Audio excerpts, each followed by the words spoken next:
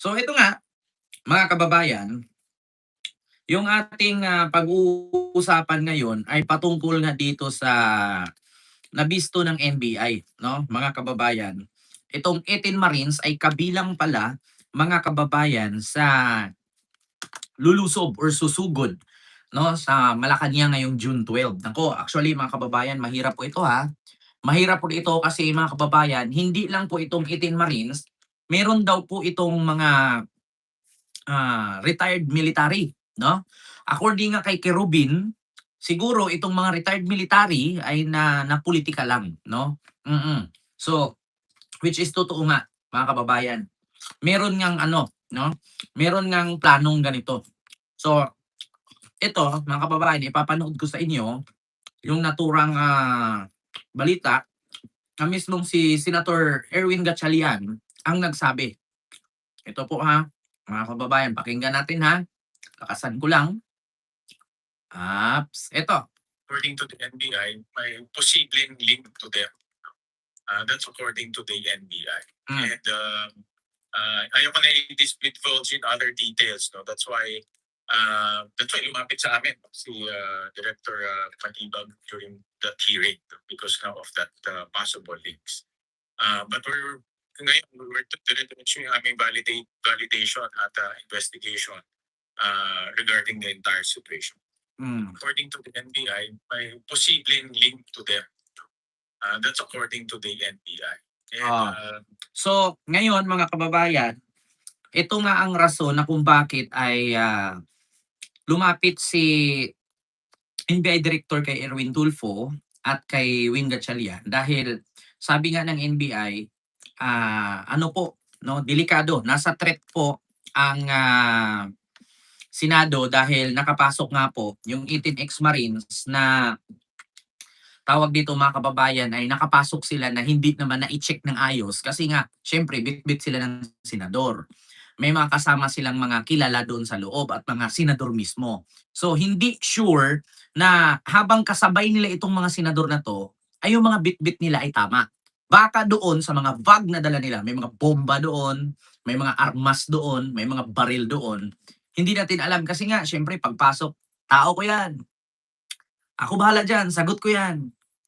Mga bata ko yan. So, siyempre, si Senador Guman yan, pasok agad, wala nang check-check isa-isa. So, yung mga security pa naman doon, mga tomboy. Siyempre, Diyos ko, kahit sabihin mong tomboy yan, pag-irahan na yan, pagbarilan na yan, wala yan. Babae pa rin yan eh. Kahit pa paano. Kaya nga, di ba, Ma'am Alice Darucay po. So, ngayon mga kababayan, yun nga ang isa sa sabi kung bakit nagkaroon ng threat ang Senado. Kasi nga mga kababayan, nalaman kasi. May posibleng link to them. That's according to the NBI. And ayaw ko na i-divulge in other details. No? That's why lumapit sa amin si Director Matibag during that hearing because now of that possible links. But we're diretso yung aming validate. So, ito pa, mga kababayan, bukod dyan, ito pa, pakinggan natin, sino ang nasa likod ng banta? Ito na, pakinggan natin ha, sa News 5 po ito. Posible.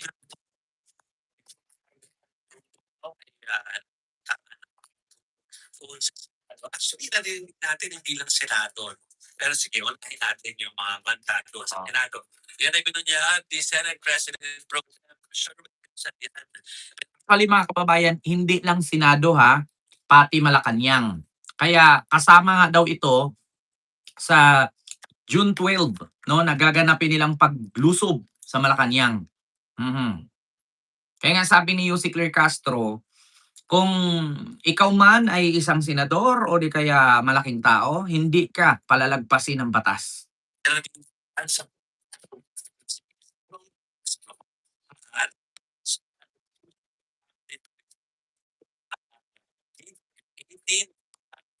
Ng pag-anting si Saldico. Pero nilinaw niya na hindi naman ibig sabihin na sila mismo ang acting president na hindi acting Senate president na hindi in lockdown ang Senado, kundi naka-heightened alert sa pala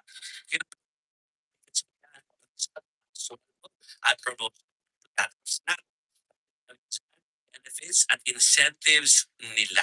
Parang iniisip ko rin kasi kung ang kinikilala ng Malacanang ay ang block ni Acting Senate President Gatchalian, bakit naman sila magkakaroon ng problema sa sweldo kung ang pera ay manggagaling sa DBM? Yes. Kita na si Senator Sherwin Gatchalian. Oh, Kasi nga kinikilala ng Malacanang and House of Representatives. ito ba ang latest from the Senate? Kasi parang yung binasa ko, yung ba ito nasabi, mga senadora, no? Ano po nakapag-usap na?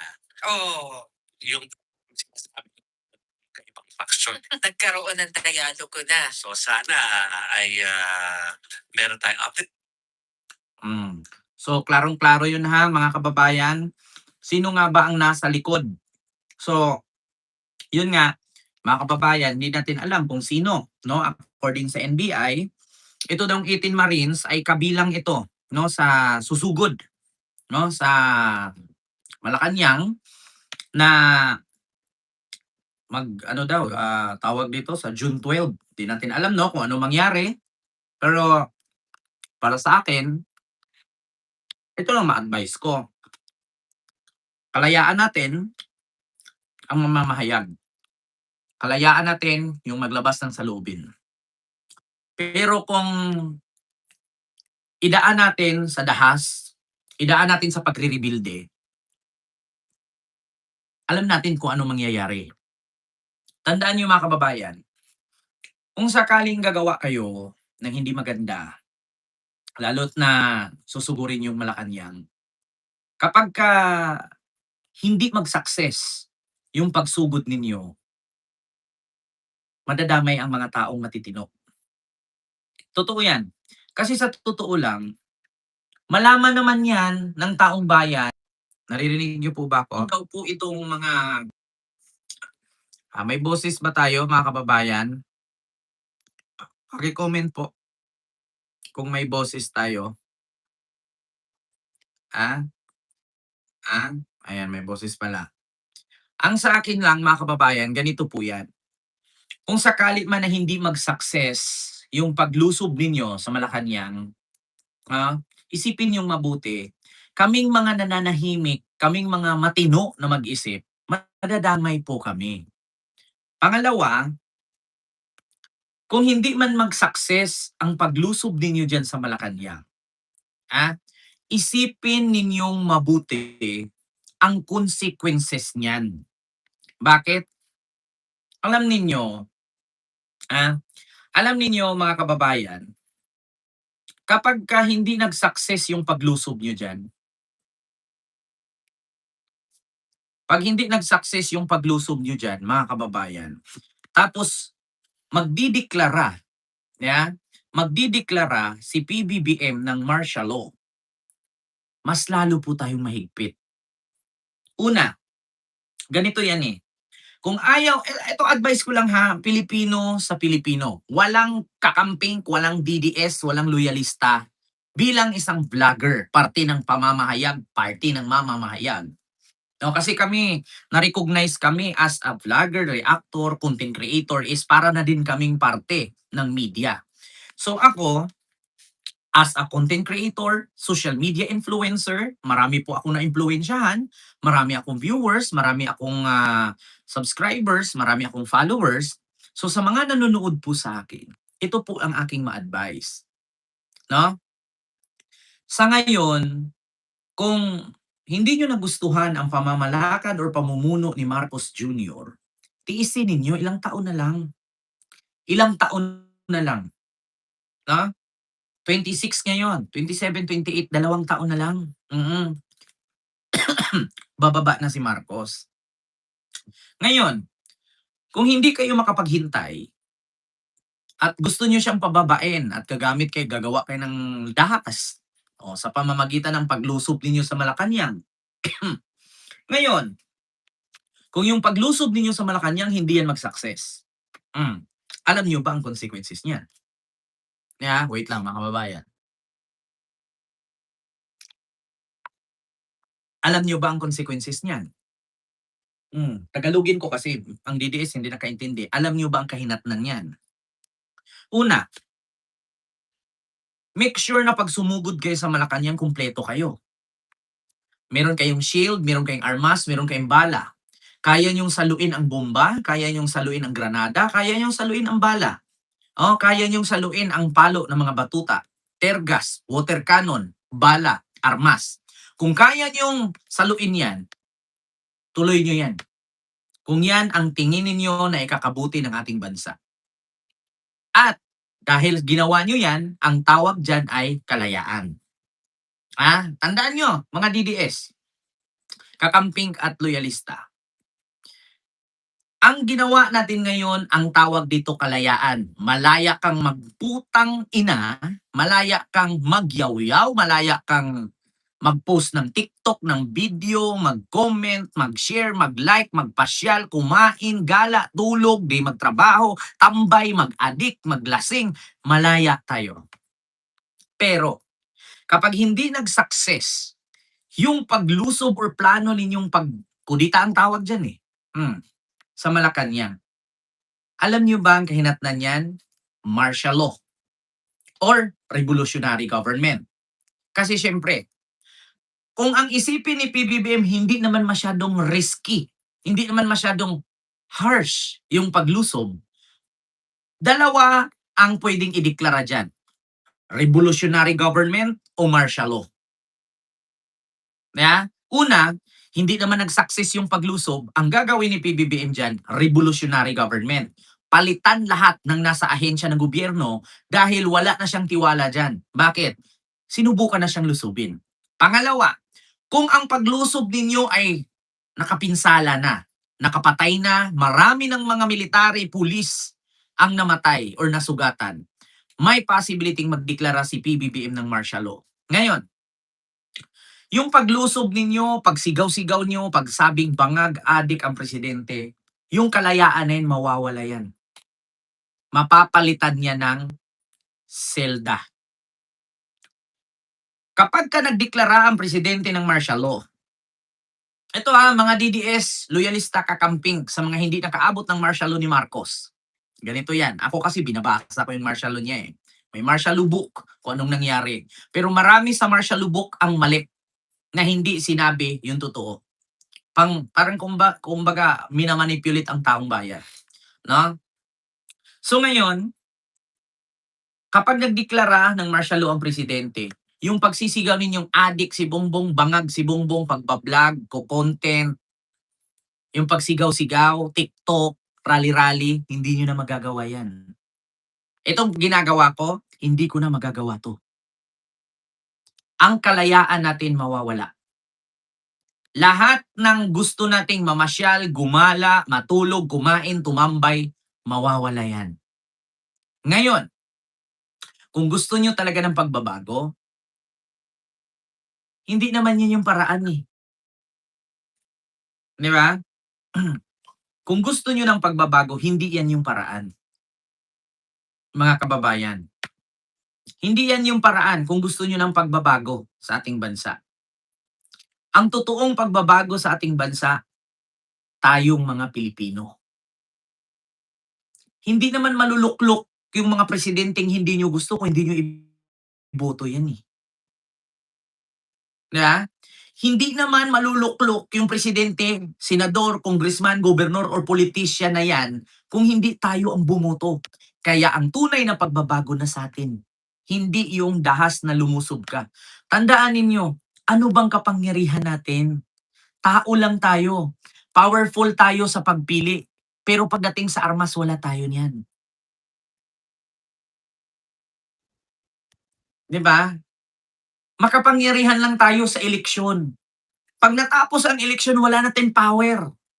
Kaya kung gusto nyo ng pagbabago, nyo idaan sa ganyan. Una, kung gusto nyo mang lumusib, kumbinsihin nyo buong Pilipinas. Huwag yung kayo lang. Kasi paano naman kami na nagustuhan namin ang pamamalakad ni Marcos, tapos kayo ang sumugod na hindi nyo nagustuhan ang pamamalakad ni Marcos, tapos hindi nag-success yung pagsugod nyo dyan, madadamay kami. Kami ang ganda ng pamumuhay namin kasi hindi kami against sa government. Inintindi namin, sinunod namin ang batas, kaya walang sagabal sa buhay namin. Kayo lang naman yung nagsabing nahihirapan kayo pero may panggastos kayo sa rally. Nahihirapan kayo, may pangbayad kayo sa trolls. Di ba? Imagine, isipin nyo, nahihirapan kami. Lusubin namin ang Malacanang. So saan kayo kumuha ng pondo dyan? Kung nahihirapan kayo. Di ba? Nakakapagtaka lang. Naghihirap ang taong bayan dahil sa pamumuno ni Marcos. Pero may pambayad sa trolls. Nge. Naghihirap ang taong bayan dahil bangag ang presidente. Pero may pangload. Comment sa YouTube, post sa TikTok, post sa Facebook para sabihing adik at bangag si BBM. Di ba? Dahil naghihirap ang taong bayan dahil si Marcos ang pinuno. Tamad. Pero makikita mo na masyal, kumakain ng Chowking, Jollibee, McDo, yan ba yung mahirap? Ang totoong mahirap hindi makaapak ng syudad. Ang totoong mahirap walang motor. Ang totoong mahirap walang cellphone. Ang totoong mahirap ang kinakain nilagang saging, nilagang kamuting kahoy. Pero kung ang ulam mo corned beef, hotdog, meatloaf, may pangload ka sa cellphone, my God, hindi ka mahirap. Tamad ka lang. Yan ang totoo. 'Di ba? Naghihirap ang taong bayan. Pero nag-donate ng 75 million. Naghihirap ang taong bayan. Pero nag-offer ng 5 million para gumawa ng faking witness. 'Di ba? Kita nyo yan? My God. Mga Pilipino, gumising na tayo. Sana lindulin na lang. Ayun, nilindol. Yeah? Sana lindulin na lang ang Pilipinas. Ayun, nilindol. Kumusta naman yung mga nagsisigawang DDS dyan na sana lindulin na lang? O ngayong nilindol, si BBM na naman hanapin ninyo.